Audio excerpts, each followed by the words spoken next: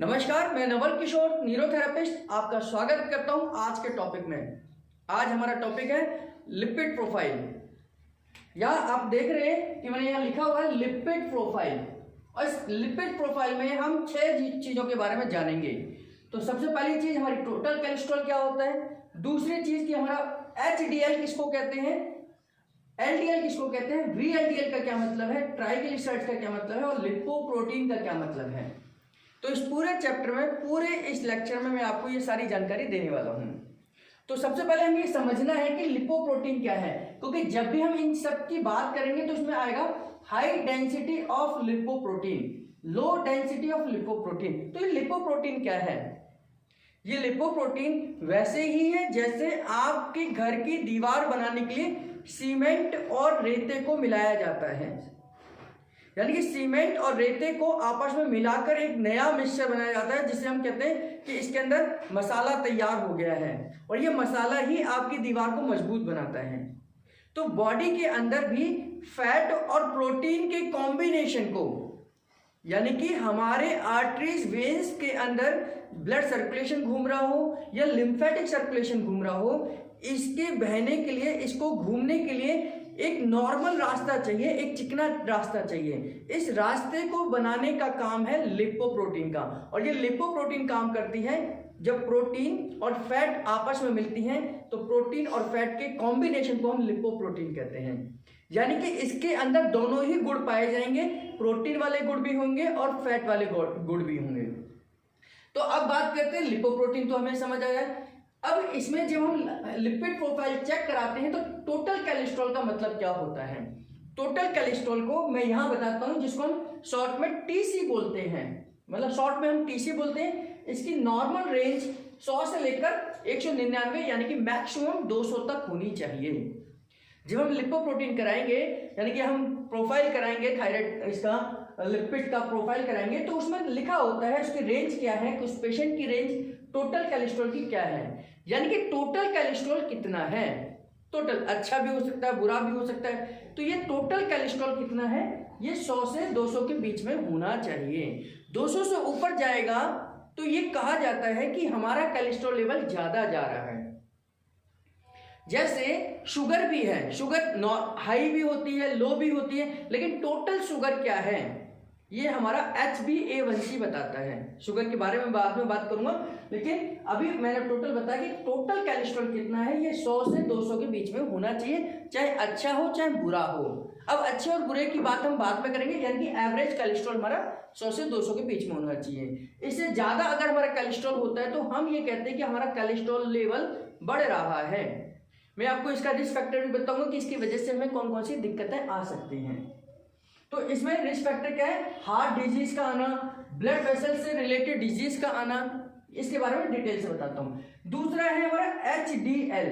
HDL का मतलब high density of lipoprotein.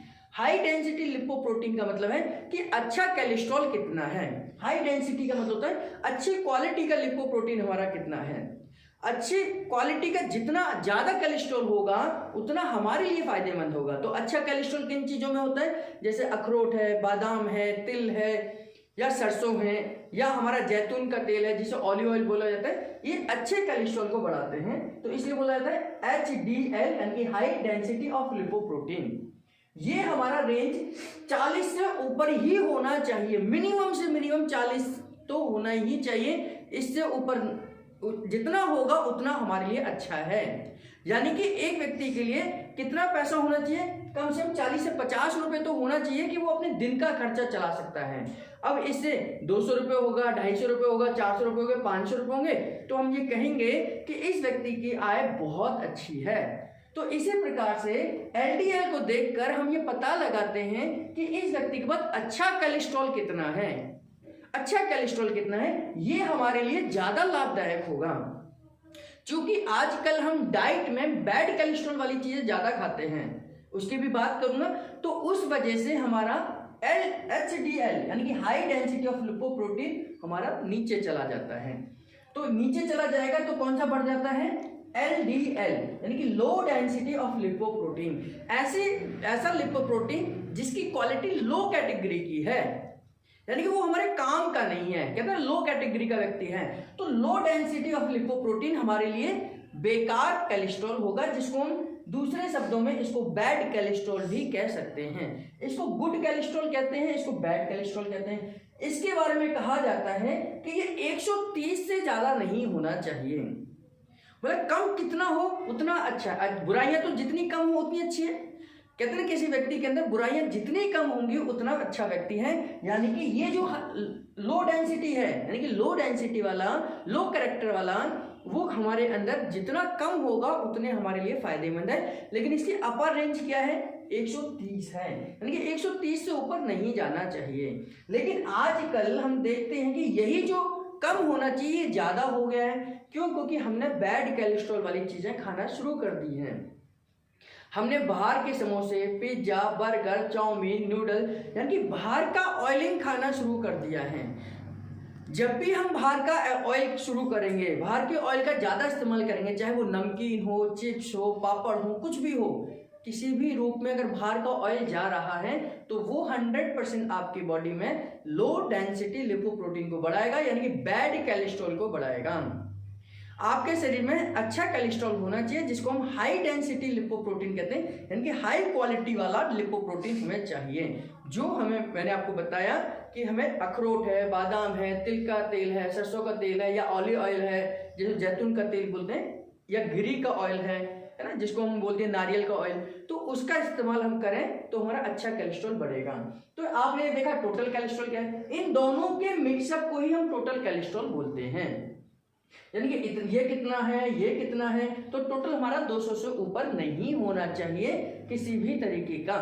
लेकिन हम ये 99% आजकल लो डेंसिटी वाला लोगों के अंदर ज्यादा पाया जाता है। तो मैं बात करता हूं अब यहाँ पर, ये हमने समझा टोटल कोलेस्ट्रॉल को, HDL को, LDL को।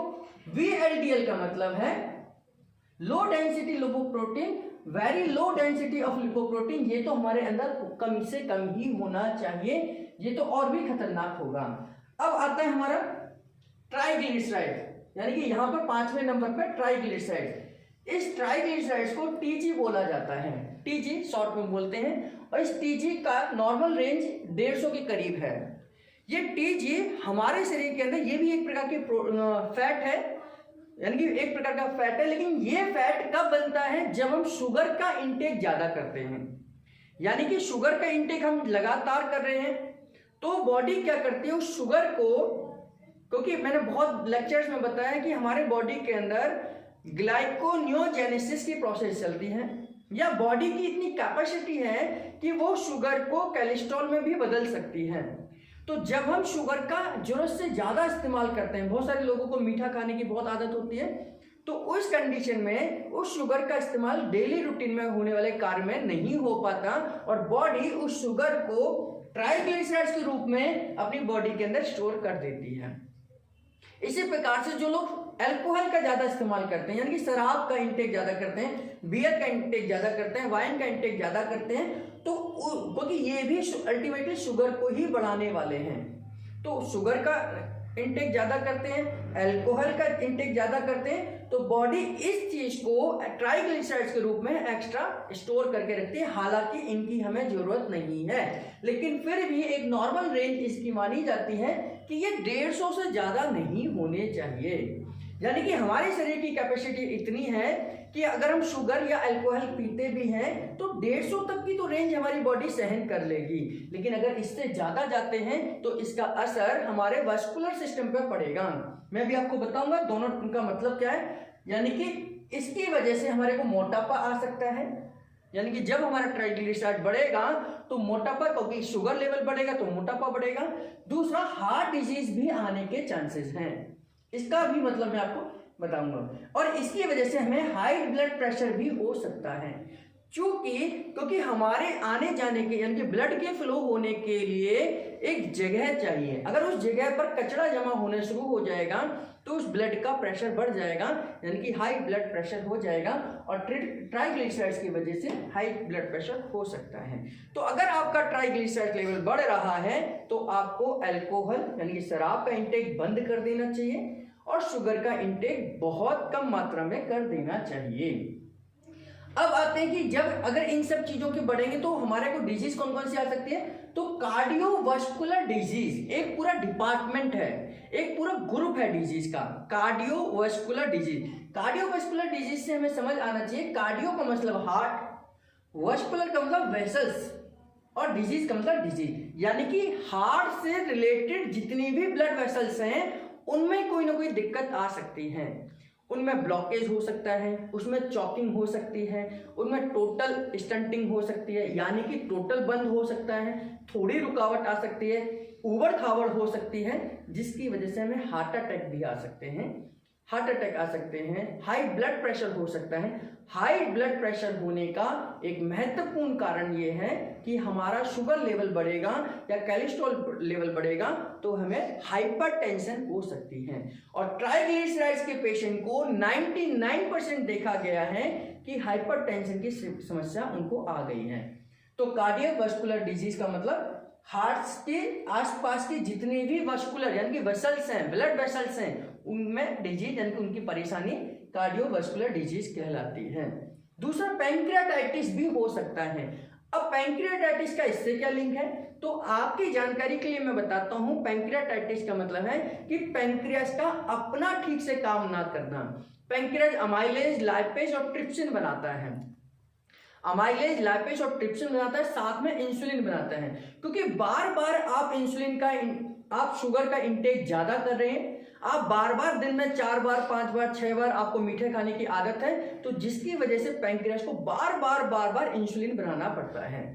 नहीं तो आपका शुगर लेवल बॉडी के अंदर बढ़ेगा और वो आपके लिए खतरनाक हो सकता है, जिसकी वजह से ये हार्ट की डिजीज भी आ सकती हैं। बॉडी कोशिश करती है कि आपको कोई समस्या ना आए, लेकिन जब आप बार बार गलती करेंगे तो उसकी वजह से हमारा पैंक्रियाज प्रॉब्लम में चला जाएगा और पैंक्रियाटाइटिस हो सकता है। और दूसरा अमाइलेज और लाइपेज। अमाइलेज और लाइपेज प्रोटीन और फैट के डाइजेशन में हेल्प करते हैं।